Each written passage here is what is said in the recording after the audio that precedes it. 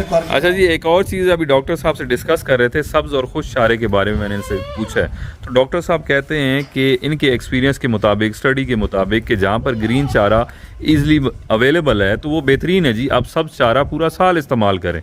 जहाँ सब्ज़ चारा अवेलेबल नहीं है, आपकी मजबूरी है, तो उस सूरत में आप बिल्कुल खुश चारा इस्तेमाल कर सकते हैं। बेसिकली जो खुशक चारा है या जो साइलेज है, ये दो तरीकाकार हैं चारे को महफूज करने के। बिल्कुल ठीक है कि उस टाइम के लिए आप चारे को महफूज कर रहे हैं। साल में जिन इलाकों में एक वक्त तो चारा 2-4 महीने वाफर मिकदार में मौजूद है और फिर 2-4 महीने के लिए बिल्कुल अवेलेबल नहीं होगा, बिल्कुल ठीक। तो वो जो फाडर स्लम पीरियड है उनके लिए आप उसे प्रिजर्व करते हैं।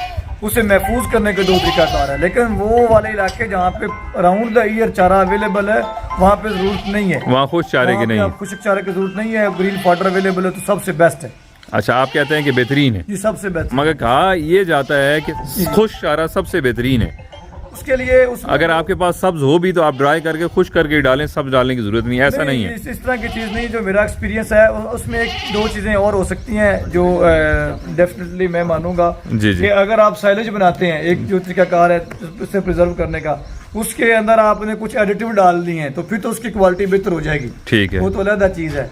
लेकिन ग्रीन फाडर अगर आप दे रहे हैं जानवर को तो उसके लिए सबसे बेस्ट है। अब बाहर मुल्कों में जिस तरह से आपने अर्ज की कि जहाँ खुश चारा दिया जाता है, बारिशें होती हैं, बर्फ पड़ती है, चारा नहीं है वहाँ खुश, साल के कुछ पीरियड के अंदर उनके पास बिल्कुल अवेलेबल नहीं होगा, तो बिल्कुल ठीक, खास टाइम के लिए इस्तेमाल करते हैं। मतलब ऐसा नहीं है कि हमारे पास सब्ज है तो हम ये डंडोरा पीटें कि नहीं जी खुश्क बेहतरीन है, सब्ज नहीं डालना जी। नो जस्टिफिकेशन कि आप लश ग्रीन जो फ्रेश चारे को छोड़ के खुश्क की तरफ जाएं।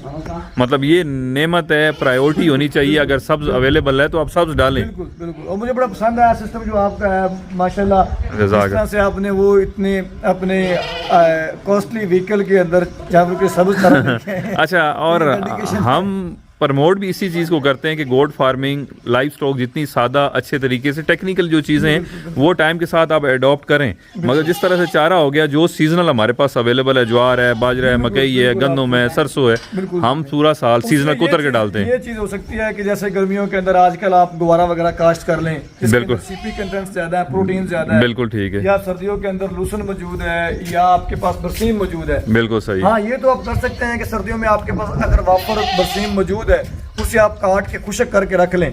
बिल्कुल वो बात वही हो गई ना कि सीजन में सर्दी है, सब चारा अवेलेबल नहीं है, आप ड्राई इस्तेमाल करें। वो वाला चारा जो है, अब जो इसकी बरसीम है तो वो इस तरह का चारा है कि उसमें प्रोटीन बहुत ज्यादा है। ठीक तो है। आप कहते हैं कि यार सर्दियों में जानवर मेरे बड़े मोटे ताजा हो गए, मैं बरसीम खिलाता रहा हूँ, हाँ। मैं चाहता हूँ गर्मियों में मैं रख लूँ उसके लिए। सही तो फिर उस सेंस में आप उसे ड्राई करके रखे, वो वाली ये जो है वो बड़ी अच्छी होगी। बिल्कुल, अगर सब्ज अवेलेबल है बिल्कुल तो आप, लेकिन ये नहीं है कि अगर आपके पास बरसीम लश ग्रीन भी अवेलेबल है, एक खुशक अवेलेबल है, सही है, तो उसमें आप कहें कि जनाब मैं उसमें बेहतर है कि आप लश ग्रीन की तरफ जाएं, ग्रीन की तरफ जाएं। वो थोड़ा सा उसमें एक लॉजिक ये आ जाती है कि जो चारा खुशक होता है उसके अंदर मॉइस्चर कंटेंट्स कम हो जाते हैं, तो जानवर का ड्राई मैटर का जो होता है ना वो रिक्वायरमेंट वो जल्दी पूरी हो जाती है। बिल्कुल ठीक।